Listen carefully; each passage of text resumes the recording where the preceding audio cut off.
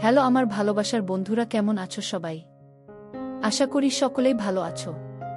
আমি তোমাদের প্রিয় চুমকি আপু আবারও চলে আসলাম নতুন একটি গল্প নিয়ে। গল্পটি শেষ পর্যন্ত শুনলে তোমাদের দাঁড়িয়ে যাবে। আগে গোসল করব, তারপর খাবো বলেই আমি পুকুরে গেলাম। আজ গামছাও নিলাম না। গোসল করে ভেজা কাক হয়ে এলাম আম্মার কাছে। আগের দিন তো হালকা ভেজা গামছায় এতই ভালো বোঝা যায়নি, কিন্তু আজ একদম ভিজে গায়ে সেটে আছে লুঙ্গি। আম্মার দৃষ্টি আমার উপরেই, আর চোখে গিলে খাচ্ছে। জিভে যেন জল এসে গেছে, এমন করে তাকিয়ে আছে। আমি তমাল, জয়পুরহাট থেকে 20 কিলোমিটার গভীরে এক অজপাড়া গায়ে থাকি। আমার পরিবারে আমার মা আর আমার বাস। পরিবারে আমরা দুজন ছাড়া আর কেউ নেই। বাবা করোনায় মারা যায়। গ্রামের সর্বদক্ষিণে আমাদের বাড়ি। তারপরে আর কিছুই নেই। পাহাড় জঙ্গলে ভর্তি, যেখানে কসনিংকালেও কেউ আসে না। বাড়ির সাথে লাগোয়া কয়েক বিঘা জমি থাকায় আমাদের মা ছেলের সংসার কোনোমতে চলছে। বাবা মারা যাওয়ার পর পড়াশোনা বাদ দিয়ে মার সাথে মাঝে মাঝে কৃষিকাজ করি। সবজির ক্ষেত করি বলে আমরাই যা করার করি। আর আমি একটা কাপড়ের দোকান চালাই। তো দুজনের সংসার বেশ চলছে। আমার বয়স 19 আর আম্মার 36। 16 বছরে বিয়ে হয়ে 1 বছর পরেই আমি পৃথিবীতে আসি। আম্মার গায়ের রং প্রচণ্ড ফর্সা। শুনেছি নানিও নাকি ফর্সা ছিল, তাই আম্মার এমন। আম্মার শরীরের রঙের মতোই অপরূপ সুন্দরী তিনি। এমন চেহারার রূপসী নারী আর নেই আমাদের গ্রামে। কেউ বলবে না তার 19 বছরের সন্তান আছে। 24-25 বছর বয়সী বিবাহিতা নারীর মতো একদম। আম্মার সাথে আমার মনের প্রচণ্ড মিল। আমায় ভীষণ ভালোবাসে আম্মা। কখনো একটু বকাও দেয়নি জীবনে। বলে আমি তার সবকিছু। যাই হোক, আসল ঘটনায় আসি। আম্মাকে নিয়ে কখনো আমার মনে খারাপ চিন্তা ছিল না। সাধারণ মা ছেলের মতোই। তবে বয়সের সাথে সাথে নিজের বয়সের চেয়ে বড় মেয়ে ও মহিলা দেখে মনে সুপ্ত বাসনা তৈরি হতে থাকে। স্কুলে পড়ার সময় কখনো ক্লাসের মেয়েদের দেখতাম না।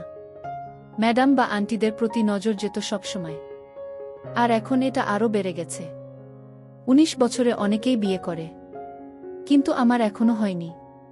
তার উপর কাপড় বিক্রি করি। দোকানে মহিলাদের পোশাকই বেশি। খুব কষ্টে তাদের সামনে নিজেকে সামলাই। আর তার উপর গ্রামের একমাত্র কাপড়ের দোকান আমার বলে সবাই এখানেই আসে কেনাকাটা করতে। গ্রামের এমন কোনো মহিলা বা মেয়ে নেই যাদের ওই কাপড়ের সাইজ আমি জানি না। ভাগ্য ভালো হলে প্রায় মাপ নিতে গিয়ে কৌশলে হাত বুলিয়ে মনের আশ মিটাই। এমন করে আরও বেশি খালা কাকিদের প্রতি আগ্রহ বাড়ছে। এমন করেই যে একদিন আমার জীবনের মোড় ঘুরবে তা কখনো কল্পনাও করিনি। হঠাৎ এক রাতে স্বপ্নদোষ হল। মা ছেলে দুজন মানুষ, তাই একটা ঘর দিয়েই চলছি আমরা। আম্মা আমার বিপরীত পাশে একটা খাটে ঘুমায়। আমাদের মাঝে চাদরের বেড়া দেয়া। তো উঠে বসে দেখি বিছানা একদম তলিয়ে গেছে ভিজে। লুঙ্গির শুকনো অংশ দিয়ে বিছানায় ভেজাটুকু কোনোমতে মুছে টয়লেটে গেলাম।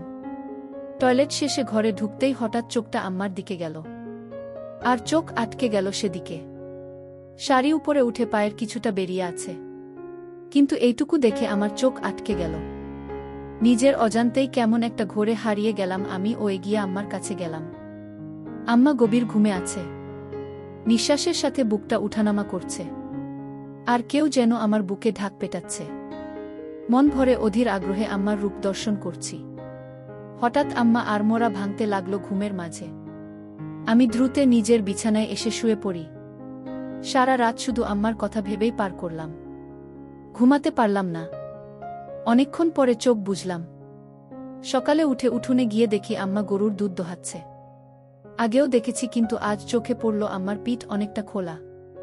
মসৃণ ত্বকের পিঠ দেখে সাবানের অ্যাড করা নায়িকা সব ফেল। রাতে আম্মার সামান্য সৌন্দর্য দেখেই আমি আম্মার প্রতি নিষিদ্ধ আকৃষ্টতা অনুভব করতে লাগলাম। এটা খারাপ বা ভালো এমন কোনো চিন্তাই মাথায় আসছে না। আম্মার পিছনে দাঁড়িয়ে দেখেই যাচ্ছি। হঠাৎ আম্মা পিছন ফিরলে চমকে গেলাম দুজনেই। ছি ছি, আম্মা বুঝে ফেলল না তো? কিন্তু আম্মা বলল, কি সোনা, ঘুম ভাঙছে তোমার? বলে রাখা ভালো, আম্মা আমাকে সবসময় সোনা ডাকে আর তুমি করেই বলে। যাই হোক, আম্মার কথায় মনে হলো না যে সে বুঝেছে আমি কি করছিলাম। আম্মা, যাও মুখ ধুয়ে আসো, খাবার দিচ্ছি। আম্মা আজকে দুধ খাবো।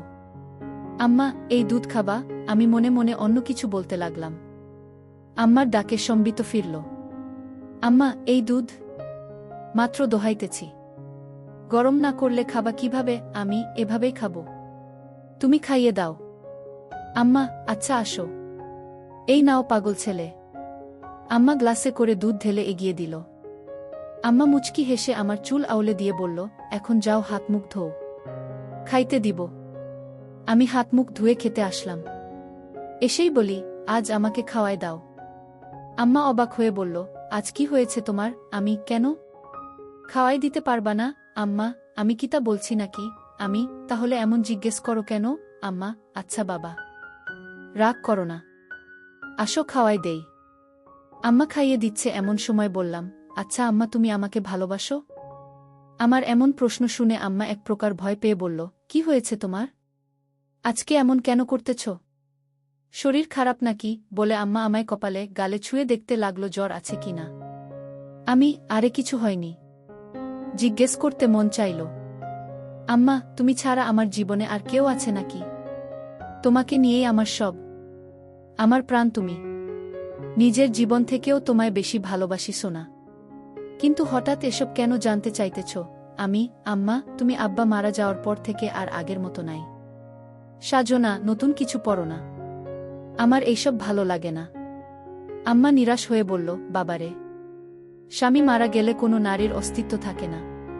তুমি আমার জীবনে আছো দেখে বেঁচে আছি, নইলে কবেই মরে যেতাম। আমি বাবাকে ভীষণ ভালোবাসতে, তাই না আম্মা? সব স্ত্রী তার স্বামীকে ভালোবাসে, আমিও বাসতাম।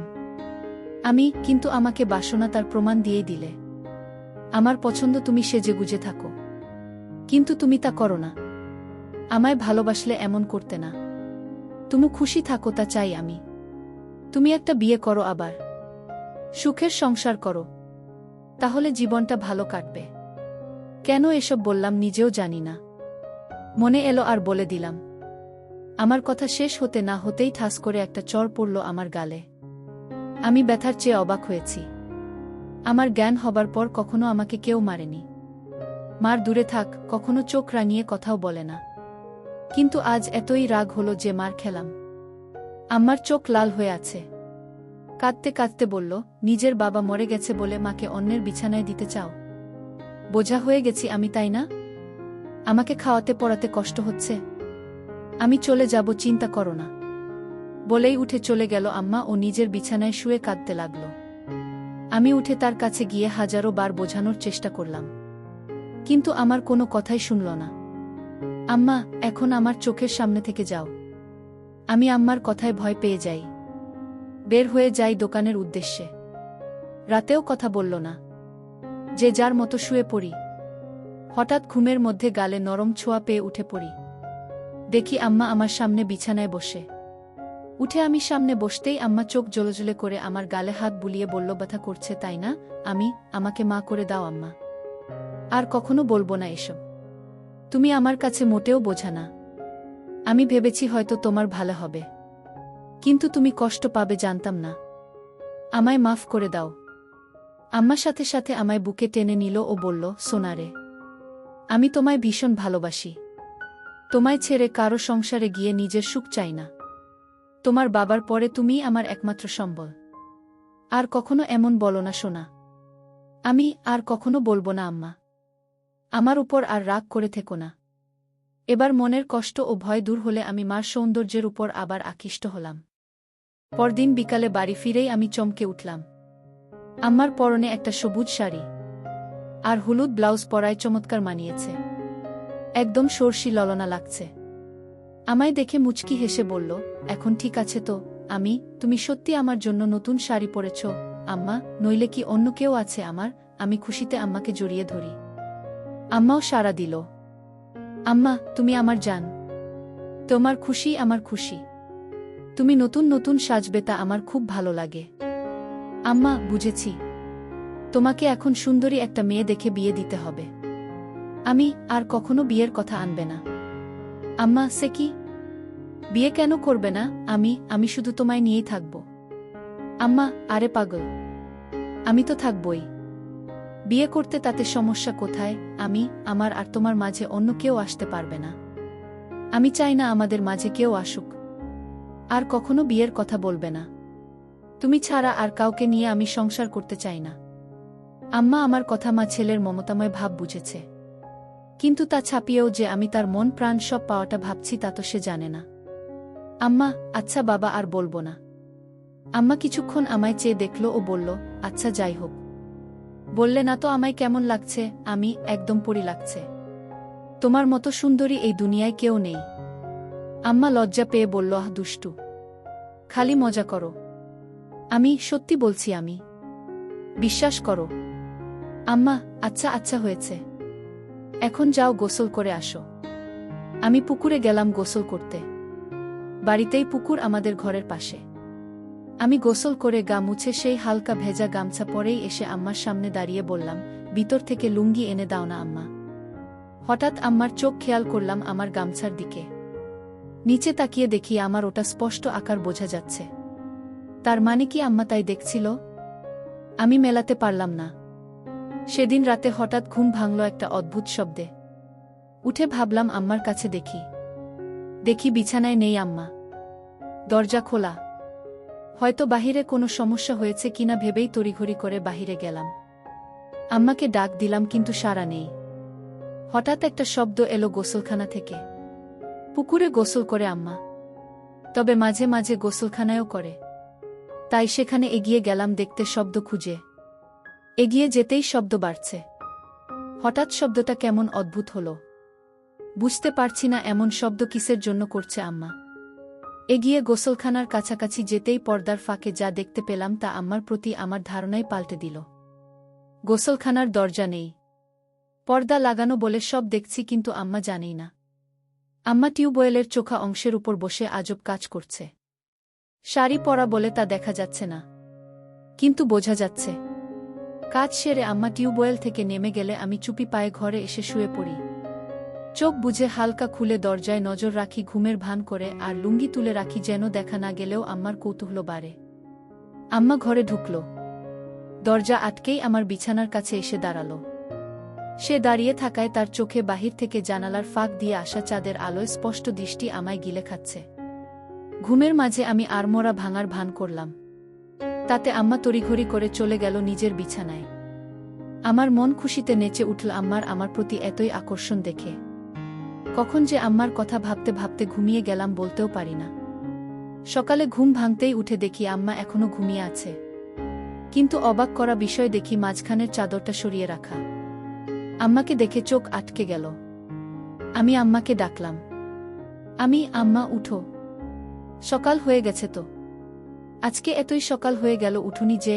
আম্মা ঘুম থেকে চোখ মেলে উঠে বসল, কিন্তু সামান্য বিচলিত নয় আমায় দেখে যে তার কাপড় ঠিক নেই। স্বাভাবিক গতিতেই কাপড় ঠিক করে বিছানা থেকে নামল। আমি, এতই দেরি যে? ক্লান্ত নাকি আম্মা? পরিশ্রম করা হয়েছে খুব তো, তাই ক্লান্ত।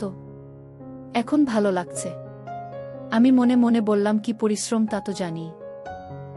এই চাদর সরানো যে? আম্মা, আমি সরিয়েছি। ঘরে আমরা ছাড়া কেউ নেই তো চাদর রেখে কি হবে? আর যে গরম পড়েছে, এভাবে চাদর থাকলে আলো বাতাস চলাফেরা করে না। আম্মার যুক্তি শুনে মুচকি হাসলাম মনে মনে।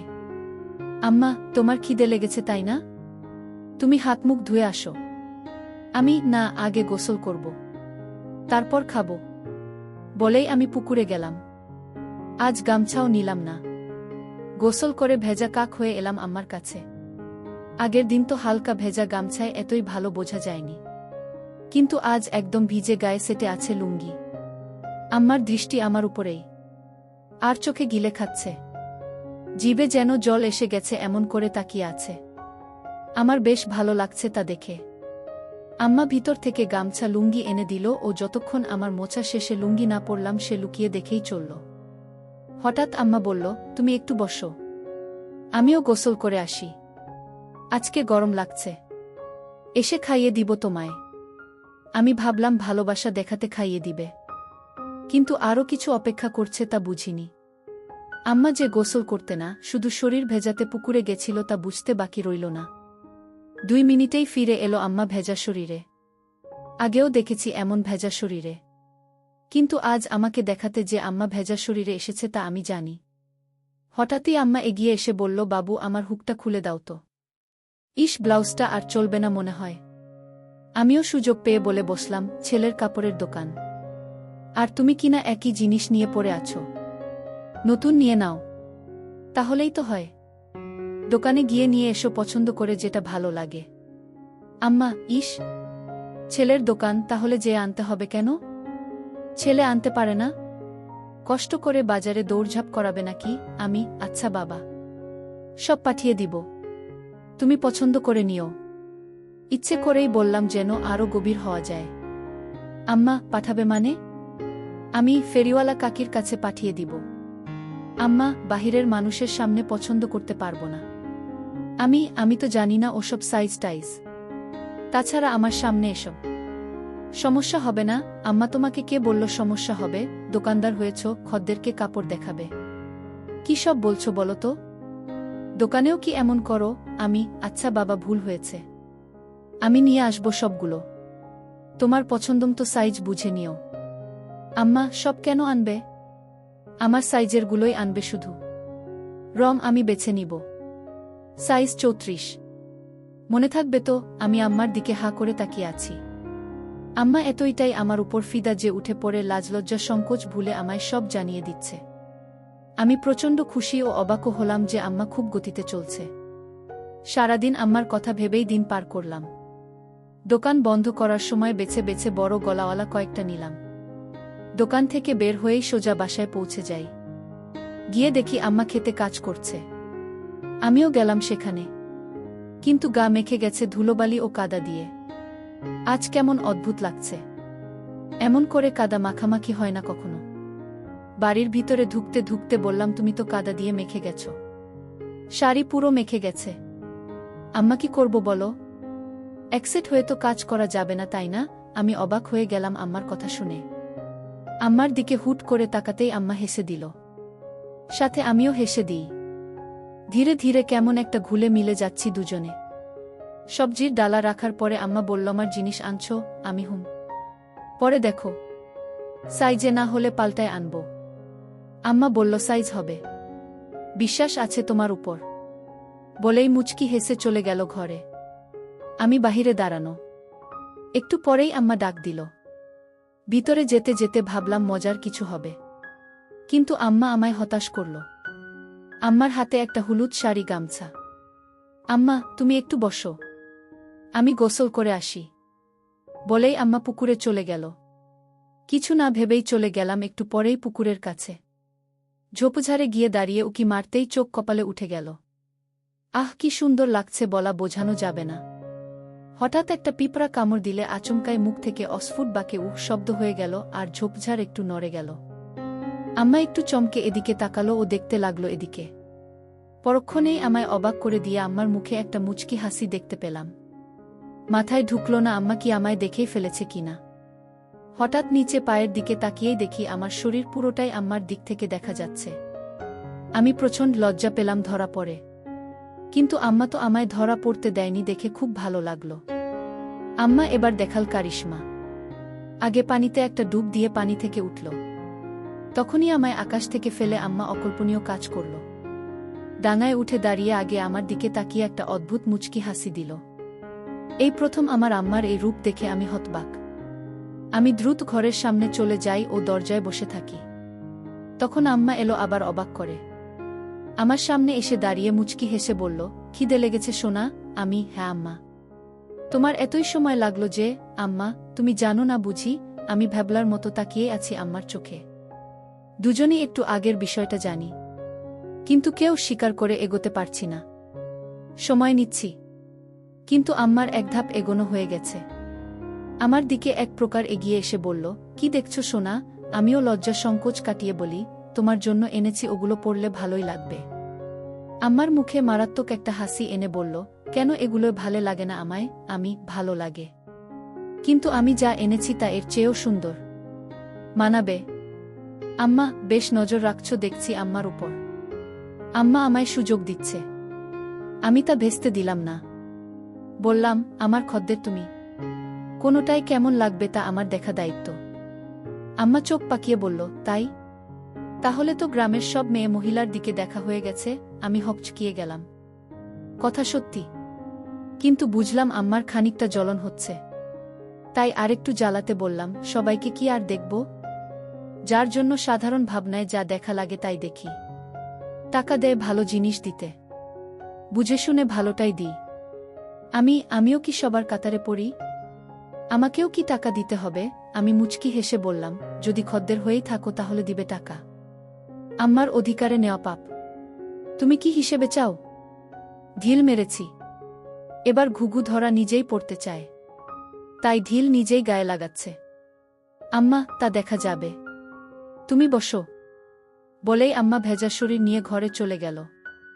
কিন্তু দরজা খোলাই আছে। কখনো এমন করেনি, কিন্তু আজ করেছে। 2 মিনিট পরেই আম্মার হঠাৎ ডাকে ভয় পেলাম। ভাবিনি এতই তাড়াতাড়ি ডাকবে, কারণ এতই তাড়াতাড়ি কাপড় পরা হয় না। তাহলে ডাকল কেন? আমি ভিতরে আসব? আম্মা, হ্যাঁ এসো। আমি মন ফুরফুরে করে এগিয়ে ঘরে ঢুকেই চোখ জড় হয়ে গেল। আমার মনে ঝড় উঠে গেল আমার প্রতি এতই সদয় দেখে। আম্মা আমায় নিজে থেকে দেখাচ্ছে বলে গর্বে বুকটা ভরে গেল। আমি আম্মার সামনে গিয়েই তো হয়ে দাঁড়িয়ে আছি। এমন সময় আম্মা গলা কেশে বলল, কি হলো দোকানদার? মাপ ঠিকই তো এনেছ দেখছি। এতই ভালো মাপ কি করে আনলে? আমিও আমার সামনে খদ্দেরদের সাথে যেভাবে কথা বলি সেরকম বললাম, এত বছর ধরে ব্যবসা করি, জানবো না আম্মা, অন্যদের তো মাপ নিতে হয়। আমার লাগলো না যে তোমার কি অন্যের সাথে যায়? তুমি আমার সামনে সবসময় থাকো, আগাগোড়া সবই তো দেখা আছে। কথাটা আচমকা বলেই ফেললাম, যদিও এখনই বলতে চাইনি। কিন্তু আম্মার মুখে তা শুনে দুষ্টু হাসি। আম্মা, যাক, ভালোই এনেছে। তোমার গায়ে ফিট হয়েছে তো? কোনো সমস্যা হলে বলো, অন্য সাইজ আনবে তাহলে। আম্মা, একদম ঠিক আছে, কিন্তু একটা জিনিস বলা দরকার। কি বলো? আম্মার উত্তেজনা দেখে আম্মা হেসে দিল মুখে হাত দিয়ে। আমিও সামলে লজ্জা পেয়ে বললাম, কি জিনিস আম্মা? আরে কোনো সমস্যা না, একদম মাপমতন হয়েছে। কিন্তু আমার আরেকটা টাইট পরার ইচ্ছা। মাপো তো তুমি জানোই, তবুও একবার মাপ নিয়ে নাও। আমার প্রতি এতই আহ্বান দেখে মুগ্ধ। আম্মা তার গায়ে ছোঁয়ার সুযোগ করে দিচ্ছে। আমি এতই মুগ্ধ যে তাকিয়ে আছি। আম্মা, তুমি মনে হয় মাপ নিবে না?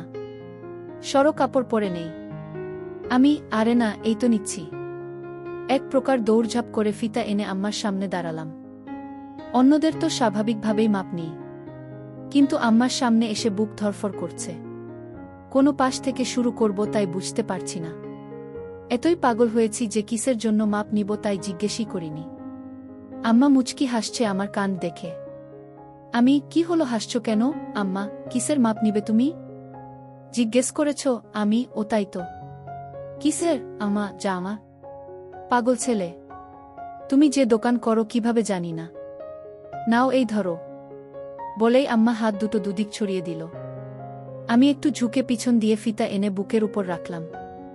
এখনো টাইট করিনি। আম্মা তাও বলল, আরো টাইট। আম্মার বুকে একটা কাঁপুনি হলো আর মুখে পাগলাটে একটা চাহনি। আমার চাহনি দেখে আম্মা একটু বিরক্ত হয়ে বলল, খদ্দেরদের সাথে এমন আচরণ করো তুমি? একটা মাপ নিতেও এত সময় কেন? যত যাই হোক, তুমি তো আম্মা। আম্মা, তাতে কি হয়েছে? কাজের জায়গায়। বাহিরে হলে কি এতই স্বাভাবিকভাবে তোমায় বলতে পারতাম? তুমি নিজের পেটের সন্তান, তাও যদি এতই রংচং করো। লাগবে না, যাও। বলেই আম্মা সরে যেতে নিলে আমি হাত ধরে বলি, আচ্ছা এসো, মাপ নিচ্ছি। কত রাগ করে গো আম্মা, নয়তো কি করব? বাহিরের মানুষের কাছে গিয়ে মাপ দিব? আম্মা, আচ্ছা হয়েছে, এসো। হাত ছড়াও। আম্মা, পারবো না। পারলে সরিয়ে নাও। আম্মার এই অভিমান খুব ভালো লাগলো। এবার সংকোচ কেটে গেলাম, তাই আমিও এগিয়ে গেলাম।